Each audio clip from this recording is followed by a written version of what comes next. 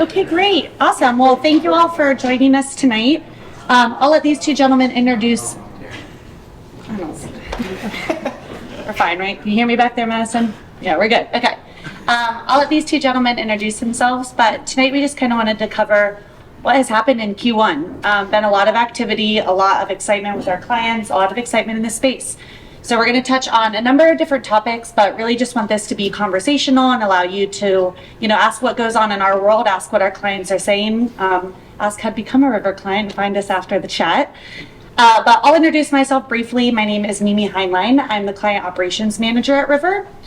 So really focus on just delivering on an excellent client service that goes from case and account management, troubleshooting, pipelining all of the feedback of what our clients are asking for so we can continue to build a best-in-class Bitcoin financial services platform for all of our clients. So it is a lot of cross-collaboration with all of our internal teams, a lot of really exciting prospecting clients coming in and chatting with them, the educational space, building and assisting out content, and really supporting our clients through their entire Bitcoin wealth journey. So I'll let you guys introduce yourselves so we can dive in. Yeah, I'm Ben Epling, Relationship Manager at River, been with the team for over 3 years. So in the relationship management role, work with a lot of institutions, family offices, partners, affiliates, across a lot of different client buckets, but really anybody who's looking for kind of a high-touch, white-glove service on the Bitcoin side of things, and just interfacing with them on that side. I'm Vinny Pardi. I manage mining operations at River. And so basically, where clients can buy and sell Bitcoin with us, they can also buy Bitcoin mining equipment. So I broker those machines and send them to large-scale facilities where our clients can get lower prices, better technicians, and access to large-scale mining. Awesome. Great. Okay, we'll dive in. Let's just go right to the most exciting peaks that we've seen, right? The price. I'll let you guys both kind of take it, but what has changed? Q1 all-time high. What are our clients doing from a behavior perspective different? How are the conversations dynamic? What are they doing more of, less of? I think, Ben, you drive a lot of the personal relationship conversations that we have with our clients and a lot of new attraction. So what are you seeing? How's Q1 been? I would say the biggest difference with the price increase in terms of activity on River on the platform from a buying standpoint is a lot more recurring orders. People are obviously looking with the price run up to just get different kind of cost basis exposure over time, as opposed to just initial lump sum purchases, which obviously there's still plenty of those as well. But definitely a more recurring side of things. Also a lot more target price orders, right? People with a price run up, you don't know when the top of a bull cycle or if any run up is going to be. So they just set a target price order to try to hopefully catch whatever that theoretical bottom in their mind is. They're able to set that order and have it execute while they're sleeping or whenever. They don't have to worry about having to make a market buy at that time. So definitely increasing the recurring side just to get a wider, smoother cost basis when the price is running up, and then also more target price orders to hopefully catch a dip if there is one. Yeah.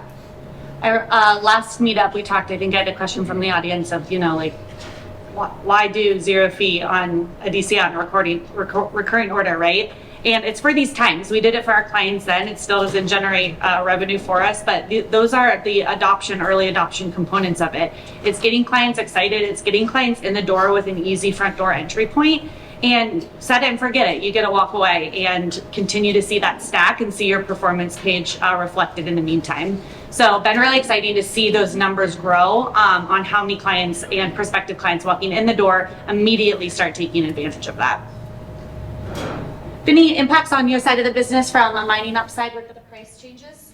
Yeah, I mean, it doesn't change a lot operationally as far as mining, but certainly clients are feeling a lot more optimistic. I think people have been looking at this upcoming halving, which we'll probably talk about a bit more, but at that point miners' rewards get cut, so it's nice that we're having this price run before the halving even happens to give our clients a little bit more assurance that they'll be profitable post halving.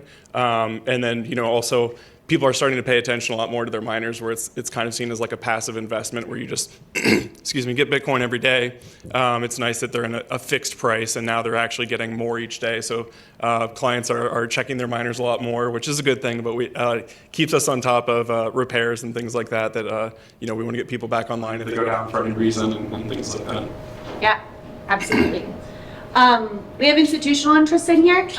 No, we've talked about that in the past, that we, have a suite of services and opportunity for clients to be able to navigate Bitcoin onto their treasury for operational costs, et cetera. That has also been an area of business that we've seen exponential growth in Q1 as well. So Ben, differences of, end of Q4 last year to Q1, what new types of businesses are you seeing? What new conversations are you driving with business owners?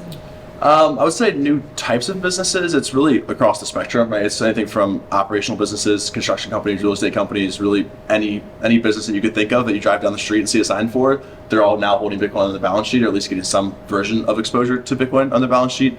A lot of what is driving that from, at least from conversations that we have, is honestly a lot of the ETF stuff, because basically what the ETF has acted as for a lot of these entrepreneurs and business owners is an educational vehicle for people who didn't know about Bitcoin before. They now see it on CNBC every morning. They now see it in the Wall Street Journal every morning, and it piques their interest, and they start to learn more, and they realize the benefits of holding on a balance sheet, the immediate liquidity, the 24/7, 365 nature of it, the inflationary hedge, all the stuff that a lot of you in this room probably know that comes with holding on your balance sheet.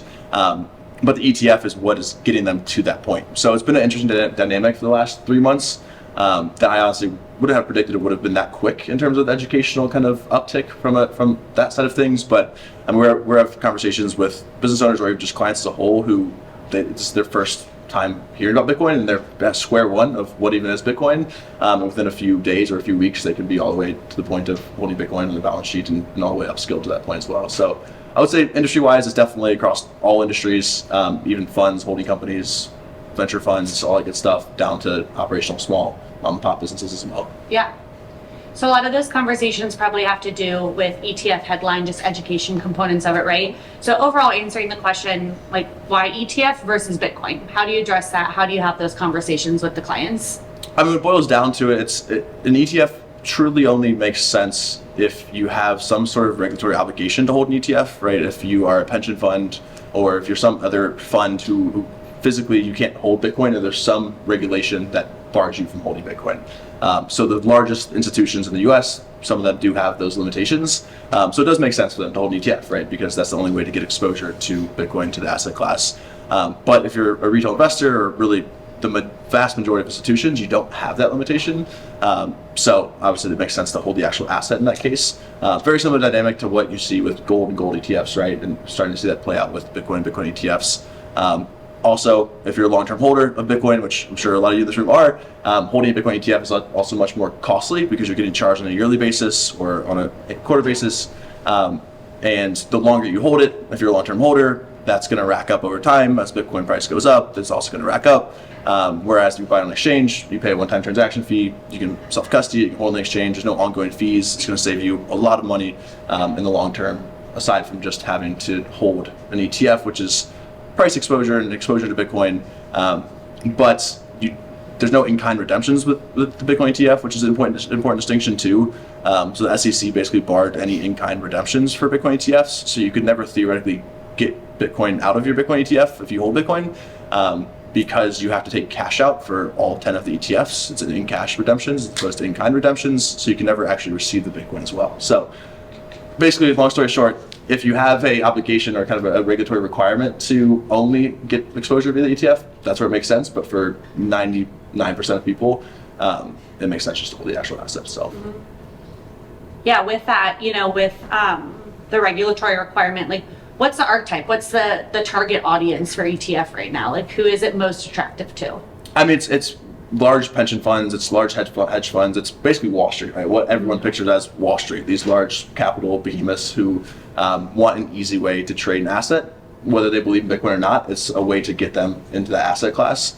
And that's obviously brings a whole new source of capital and also a whole new source of Bitcoin holder in theory, even though they're not holding actual Bitcoin, but the ETF's holding on behalf of them. So it definitely has introduced a whole new wave and whole new size of capital into the industry, which will be super interesting to kind of watch play out. Yeah. Awesome. Cool. We'll full circle back. Talk about the halving a little bit. Vinny, for you, baseline, just definition. Can you explain to us what it means? Sure, and I'm sure there's a lot of experienced Bitcoiners in here, so I apologize for kind of just starting at square one, but basically an important aspect of Bitcoin is the hard cap of 21 million Bitcoin that will ever exist. And right now there's a little over 19.5 million in circulation. So the way that new Bitcoin gets introduced into the system is every 10 minutes when a block is minted, when a block is complete. There's newly minted Bitcoin introduced into the system that's paid to the miners. So currently the reward is 6.25 Bitcoin, and then you also just get the transaction fees that were included in that block, which was already existing Bitcoin. So every 210,000 blocks, which is roughly 4 years, that issuance rate gets dropped in half. So the current 6.25 Bitcoin subsidy is going to drop to 3.125. And that's set to occur April 20th, depending on block times until then. So that kind of ensures the scarcity of the asset as you get closer to the hard cap of 21 million. So that's what a lot of people are looking at since it's about a month out now. And looking back kind of like over the historical timelines, what's price impact historically? Yeah, so that's been interesting because, obviously like the past doesn't guarantee future results, but the past 3 halvings, price has typically peaked a year to year and a half after the halving. And this is interesting because we just passed all-time highs before this halving has even occurred. So that's a little bit rare already, but I think it kind of ties in with the ETF approvals that we're seeing. It's just the massive inflows to these ETFs is increasing the demand for Bitcoin right now. And, with the current issuance rate, there's about 900 new Bitcoin each day. And then going forward, there's only going to be 450 Bitcoin each day. So it's just going to start to be even more of an imbalance. And, hopefully we see what we've seen at past halvings where it just continues to blow through to new highs. And but, it remains to be seen if that'll play out. Absolutely. I missed my one job because I'm really engaged in this conversation, which was to move the slides. So my apologies on that. There are 2 visual components that I've missed. So sorry. If you want to throw mine up there, I could add a little bit too. Okay, here we are. So this is a nice graphic that Luxor puts together, and it's called hash price. So this basically just looks at how much you'll earn per terahash in a given day. So it doesn't take into account like what your operating costs are, but this is just revenue based. So like when we're talking about the halving, the previous one, you can see a sharp drop when the halving occurred because obviously the miners are getting less rewards right away. It's the next block it just drops. But it took about 7 months to be back to where you were from a profitability standpoint, even with less Bitcoin. And then within a year, you're just blowing past where you were before because of the price increasing so quickly that it's outpacing even like hash rate growth. So that's what we'd really hope to see going forward on this one too. But you can kind of see in the last couple months, we're starting to ramp up already just from the price increases from the ETFs. So looking back, kind of obviously hard to predict, all new occurrences here, but what kind of things do you look at when you're trying to understand how it would impact miner profitability? Like what questions are you answering for yourself? What are you looking into as it relates to, managing the mining ops department? What's important to you? Yeah, so I mean, obviously we don't have a whole lot of control over what the price does and profitability other than just keeping our operational costs low, lean, locking in good long-term rates, which we have with some of our hosting facilities. But I mean, also there's other factors that go into it as well. Like you can see a couple spikes over the last year or two, which comes from like network congestion. So, that 6.25 dropping to 3.125, that's just the entire network experience is that there's nothing you can do. But it is interesting to see what happens with transaction fees because that's that other component that right now it's about 0.2 to 0.4 Bitcoin per block in transaction fees. And some of those spikes, the transaction fees themselves actually got larger than the Bitcoin subsidy. So you're seeing like 7 Bitcoin transaction fee blocks and like 10 Bitcoin transaction fee blocks. So things like that can also really change the profitability of your mining. Do you want to call out anything on the visual? Okay, great. Yeah? You want to just pull it up? Yeah. Give the people what they want. There's a second graphic. So Vinny kind of hit on this already in terms of the new issuance. So this bottom bar here is the daily new Bitcoin supply mined. You can see a bit of a decreased slope here, aka the halving that Vinny had touched on there. If we extrapolated the ETF flows, obviously it's extrapolation, so this is a large assumption. But if we extrapolated that out in Bitcoin terms, that's how large the delta would be if we extrapolate that out to just January of 2025. So not that far out into the future, but based on the first few months here of ETF flows, aka the amount of Bitcoin that ETFs are scooping up on behalf of the ETF investors. That's where the delta between the flows just from ETFs alone versus the new Bitcoin supply and mine would be. Obviously, there's other Bitcoin in the market people are buying, but this is a pretty telltale signal of how that could look if things were to continue on the current trajectory. Awesome. That's real. Well, up to here is real. That's a. Oh, that's fake. Dotted. This Okay. The dotted line. This is real. This is a projection once it starts to get to a dot. I was crossing. Sorry. All right. This is assuming everything would stay the same with the flows. Awesome. We'll open it up to any questions. These topics, river related, anything. Yes, Nick. Have you looked at like historically hash rate difficulty pre-post halvings? Because that was definitely like 21, probably 21, 22, but I just thought the idea of 500x this soon was insane. Yeah. And it was way off, obviously. Like, No, yeah, that's a good question. And like I know I was reading reports maybe like a month ago where they were expecting about 20% of hash rate to come offline at the halving. And that's just because, if you have a miner that your break-even price is 30K Bitcoin and now all of a sudden you need 60K Bitcoin roughly, if you're not profitable, a lot of people are going to unplug right away. Since we've kind of had this rare scenario, like I mentioned, where we've actually hit a new all-time high before the halving, I'm kind of expecting that impact to be lower unless we see prices pulling back the last couple of days. If that continues to drop off, then we will see hash rate come offline, which makes the remaining miners online more profitable, obviously. But yeah, it's looking like currently most miners are still going to be profitable, even if you're at like retail rates of like 7-8 cents for mining, which means like these, Marathon and Riot and all those guys are going to be totally fine. So yeah, I wouldn't expect a huge impact at these prices. Do you operate any of your own miners? Yes, not at my own home, just because. As an entity, does River? Oh yeah, we don't intend to have a lot of exposure to miners just because our business is already exposure to that. But we do have a self-mining fleet that's mostly used, for operational needs. Like if a client has a miner that just can't be fixed or something like that, we'll often replace it with a River miner just to take care of our clients. So what explains the lag between the halving event and the run-up in price, like a year and a half? Why is there that lag? And do you think this cycle will be similar? Yeah, that's a good question. Just from my own opinion, it's just because with the supply being decreased, like even the same amount of demand is going to slowly tick the price up. It's not like, most people can see it coming in the horizon, so it's not like people are caught off guard by it and then there's like a knee-jerk reaction for the price to go up. It's just something like even like with the ETF flows that we were showing before, it's like you're just continuing to chip away at it and there's less new supply being put in the market, so it just eventually like builds that snowball going forward. And do you think it'll be a similar time frame this cycle, like another year and a half before?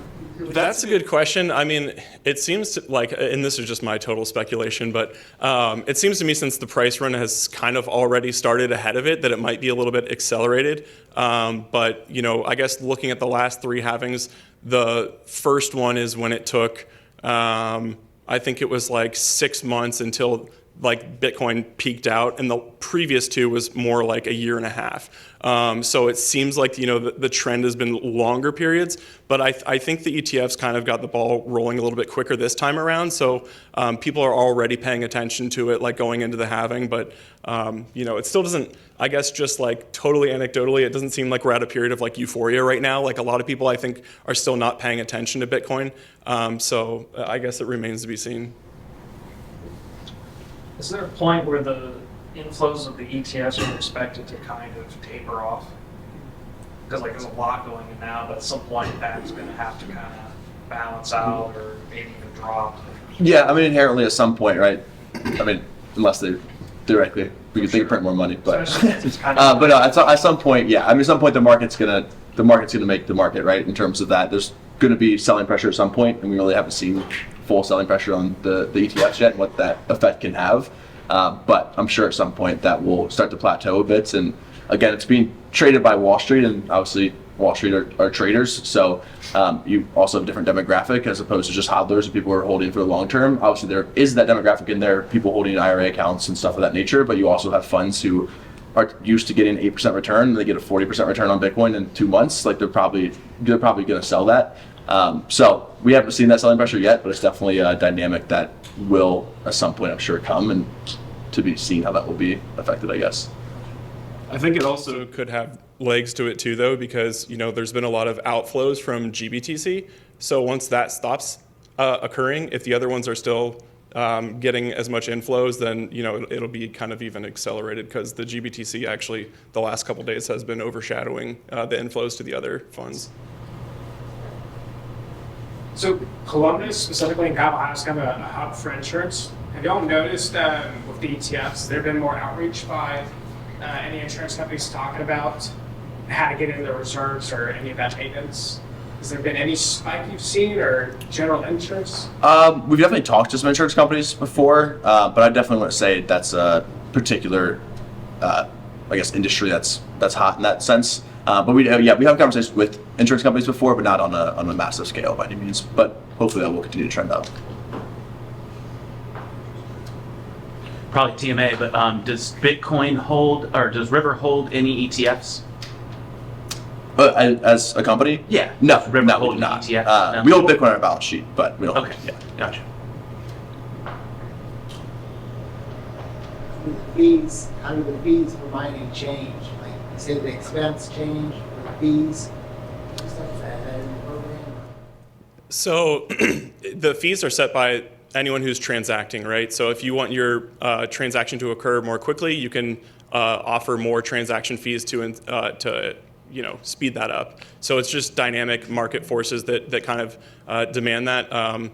There's been things like these like NFTs that are on Bitcoin called ordinals, which has made the previous spikes happen just because people thought they had something rare, so they were paying a whole bunch to make sure that they had their transaction in that next block or whatever. But there's also other, layer 2 solutions like Lightning and stuff that's trying to pull stuff off the, the base layer. So if those, if paying for your cup of coffee and stuff like that you want to not have a high percentage of fees, and you don't care how long it really takes for that to settle, you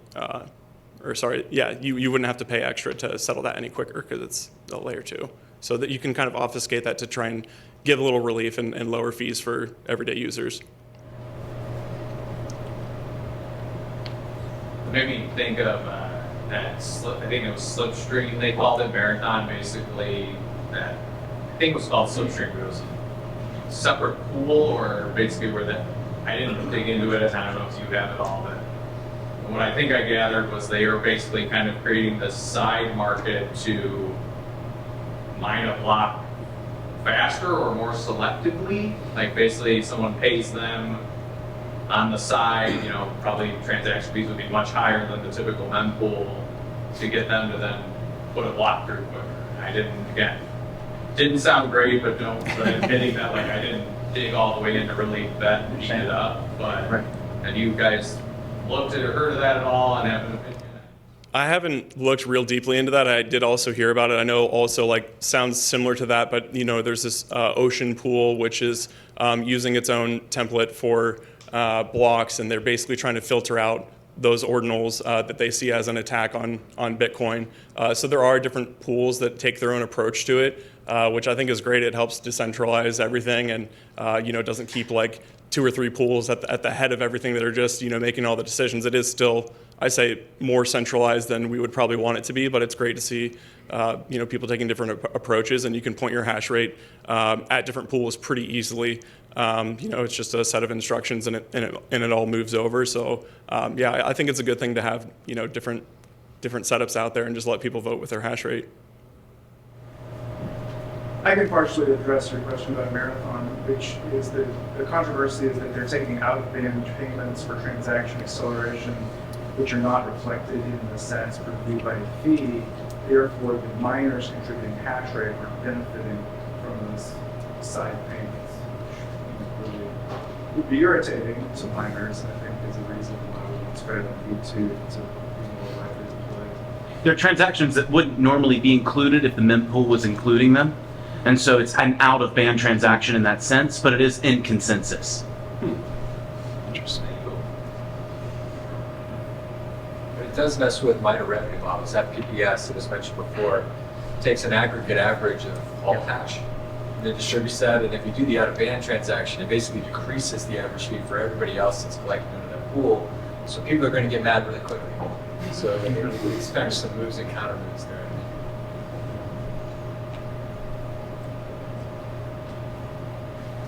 All right, great. Well, thank you all. Please continue to eat, drink, and enjoy. Find any one of us with some river swag on it, or put one on from the table and pretend to be a riverine yourself, no problem. Also, jar up there, we're gonna raffle off one of our new river coolers with a bunch of swag in it. So you can either put your Twitter handle or your name in there and we'll reach out directly. So we'll raffle one off after tonight. Thank you all.